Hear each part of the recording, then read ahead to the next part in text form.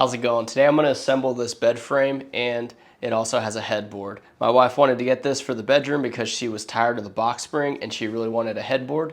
This one came with both in one package. Okay, first thing first, to my surprise, we're actually going to start with the headboard. So it has 3 pre-drilled holes that can accept the bolts. So we are attaching the 2 holes, and the fabric is going to face the fabric. So the black is the inside, and we're going to match it up with the black here. I typically finger tighten these first before putting the wrench on it.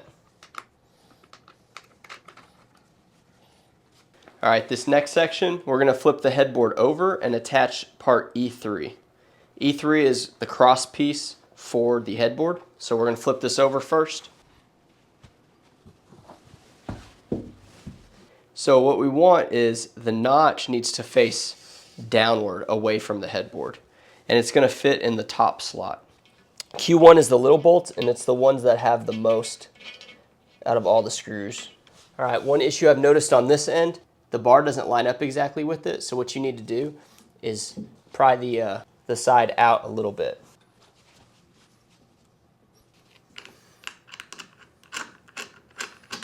All right, step 3 is going to be the most in-depth step. 4 fabric pieces, those are going to be the rails that are on the side. You're going to use quite a bit of the Q1 bolts in the middle to attach them, and then to put the bracket that's going to attach to the headboard. We're also going to need the R1 pieces, and we're going to need the M piece. Here's the R1 brackets, and there's also an R2 bracket. One of the underrated things is making sure you get all the trash up and in a bag so that you can keep everything as clean and organized, because it becomes really overwhelming when you have a lot of pieces all over the place and a lot of trash all over the place. Now that we have our M piece, we're going to connect it with the Q1 bolts. So what might make this a little easier is just to get each one started without putting the M piece in place.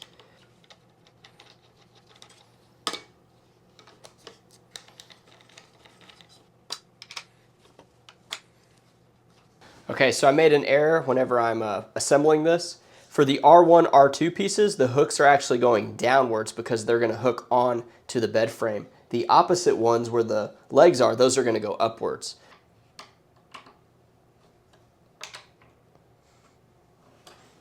This is the leg right here. It's pretty basic. It's just a kind of hard plastic, and then it does have this little circular thing. So the O bracket has this little kind of half circle triangle looking thing. Okay, so it does thread on. That actually is an improvement. I thought the cap just was the kind of the bolt on it, but yeah, this thread is fine, and that's gonna be good enough.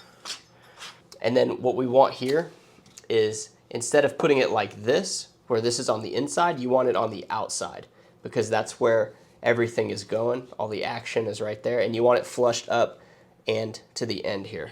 You don't really need this black cap, but I'm just gonna put mine on anyway. I don't see any reason to have it on, but I'm gonna put mine on anyway.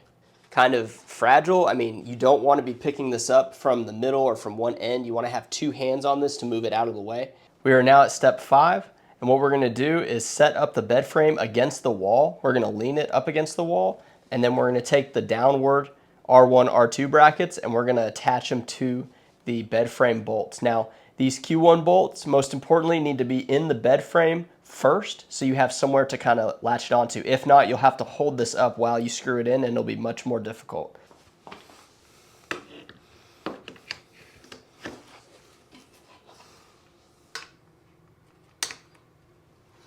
All right, now that we have most of the frame assembled, we're going to put on the other fabric piece. This is the long solo fabric piece.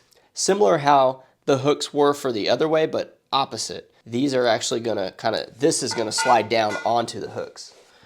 So what we wanna do is we wanna put the bolts in halfway again with our fingers here. And we're gonna do this on both sides, and we're gonna have to attach this at the same time. There it goes. So it might be easier to do it. I had to angle this side to get this one in before getting the bottom in. It's definitely difficult. It would be easier with 2 people, but by myself, that's just how I decided to do it. So we want to make sure that this back side is flush. See how the top wants to bend out? You want to make sure this is flush in. Okay, so the next thing we're going to do is assemble the long rails that go in the middle. These go pretty easy because the L legs already have the pre-threads on the bottom. I think it's going to be a bit easier to connect one side first and then try to connect the other rather than trying to hold them both together at the same time. Having this on its sides making it a lot easier. Although me bending over with my seated position still is causing a little bit of problems for my back. There we go. So that's one leg, one rail complete, and now we need to do the other one.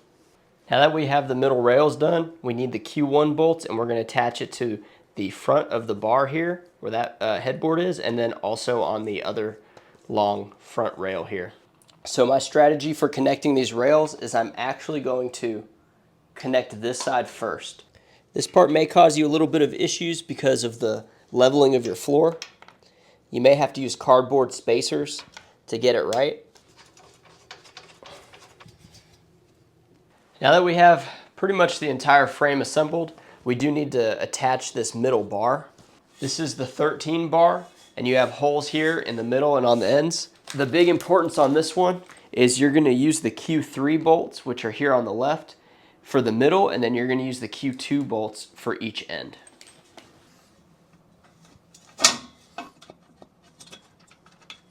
So you're going to want to just slightly tighten these and not tighten them all the way, because as you can see here, this end isn't going to line up flush. It's going to take a bit of maneuvering for you to get these in place. So you want to just finger tighten some of these until you make sure they're all started with each bolt. Okay, so there is a bit of a gap in the middle here for each leg, and I'm actually going to get a piece of cardboard to slide underneath here. That might not be needed for everybody's room, but for mine, I'm going to have to do that. All right, for the last section, we're going to put the wooden slats on. Now, I thought these slats were individuals whenever I first opened the package, but looking at it closer, there's Velcro on each end of the rails, and this is Velcroed and actually like attached together. So this is going to fan out, and it's going to be pretty sweet. The only problem is cutting off the zip ties that are tied really tight. So the problem is they're trying to stick without them being in the correct spot. I'm going to take a guess on this one that this first one needs to be flush at this corner. And I'm just going to get that one roughly in place and do the same on the other side.